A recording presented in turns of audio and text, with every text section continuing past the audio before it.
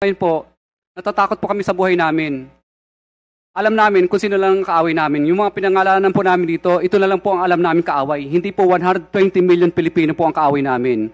Kaya sana po, pagbigyan niyo po sana kami kasi yung iba pong mga gusto pa pong mag-witness ng mga contractor, kung ako po ay inyong parurusahan po sa ginawa kong ito at ako po ay papagalitan po ninyo, wala na pong iba pang sisigaw ng mga contractor sa buong Pilipinas. Dahil una matatakot na sila kung ano po ang mangyayari sa akin. Kasi ang mangyayari po, parang nagbibigay po tayo ng hudyat sa iba't ibang pang mga contractor na, hoy, tinaw nyo, ang nangyayari kay Curly at saka kay Sarah, tutulad ba kayo dyan para mag-star witness? Na ang maging star witness... Mr. Chair, if I may interrupt our resource person, I wish to believe that you are not yet a witness, much less a state witness. And that reminds me as well of paragraph 33 of your affidavit. Who gave you the idea about state witness? Bali, ano po, ito po ay sinubukan po namin sapagkat kami po ang Please respond to the question, Mr. Diskaya. Ano po, tinanong ko rin po sa mga lawyers din po namin. What do you understand about becoming a state witness? Who decides for you to become a state witness? Ang ano po, presidente po at saka yung Senate po. I don't DOJ, think so, DOJ Mr. po. Diskaya.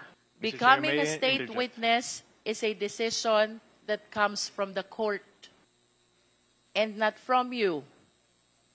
And there are requirements that we have to consider. If I may share this to the public, under the rules of court, to become a state witness, number one, the testimony must be, there must be an absolute necessity for the testimony. Number two, it can be corroborated. Number three, no other direct evidence. Number four, no previous conviction. And number five, the accused must appear as not the most guilty.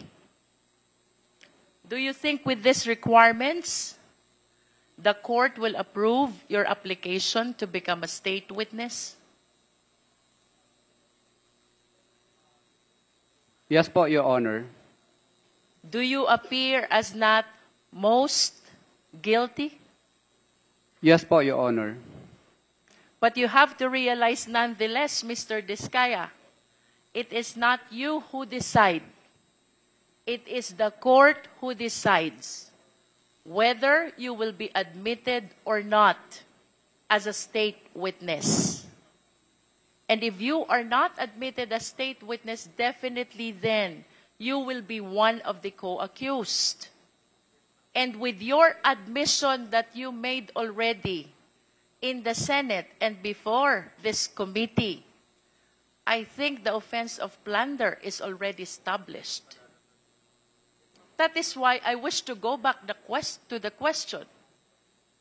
What made you decide to execute this affidavit, considering the very complicated consequences of your admission? Your Honor, I ask my counsel muna. Yes, please. Your Honor, nasabi ko na po yung mensahe ng sinabi ko po kanina.